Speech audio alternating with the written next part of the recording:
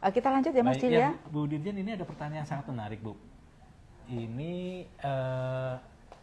Ini apakah masih ada keistimewaan, Bu, untuk GP pada PPG 2025 nanti, Bu? Nah, ini pertanyaan menarik sekali. Mungkin bukan istimewa ya Mas ya. Betul, namanya, ya. Tapi kan guru penggerak itu juga sudah menempuh pendidikan yang lama selama 6 bulan dan peraturan ini berlaku dalam Permendikbud nomor 19 tahun 2025 masih sama. Jadi bagi guru penggerak, bagi PLPG, peserta PLPG yang belum lulus UTN bisa langsung mendaftar ujian, tidak perlu mengikuti pembelajaran di platform yang kita sediakan. Jadi ini masih sama, bukan berarti keistimewaan, tetapi karena menempuh pendidikan guru penggerak yang cukup lama, JP yang 300 lebih dan waktu durasi 6 bulan, maka pengakuan terhadap pendidikannya itu 100% sama dengan yang sudah mengikuti PLPG sehingga tinggal ikut ujian. Jadi gitu ya. UKM PPG ya Bu ya. Tetap. Jadi meskipun guru penggerak atau peserta PLPG, dia harus tetap ikut UKPPPG. Yang penting ikut UKPPPG. Ya. Ada pertanyaan lagi nggak Mas Dil?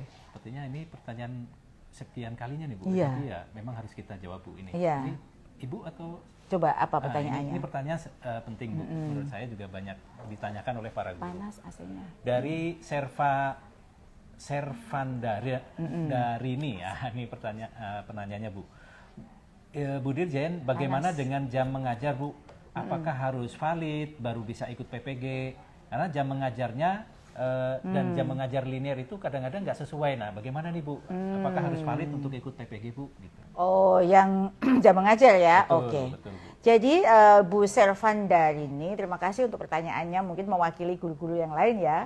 Yang mana terkait dengan jam mengajar, apakah harus valid dulu baru ikut PPG ini? Banyak soalnya, yang WA saya juga Mas Dil. Betul. Jadi bidang studi PPG yang sekarang mau ditempuh PPG ini tidak berdasarkan jumlah jam mengajar dan linearitas mapel yang diampu oleh guru. Ya ingat ya, kalau sekarang bukan jam mengajar nih. Tadi kan ada deh syaratnya 1 sampai 5 ya. Tetapi berdasarkan kualifikasi akademik S1 D4 yang dimiliki oleh guru, keaktifan mengajar ya, bukan jumlah jam mengajar. Nah, terkait dengan pemberian TPG baru akan mempertimbangkan jam mengajar. Kalau sekarang kepemilikan serdiknya keikutsertaan dalam PPG itu tidak terkait dengan jam mengajar gitu.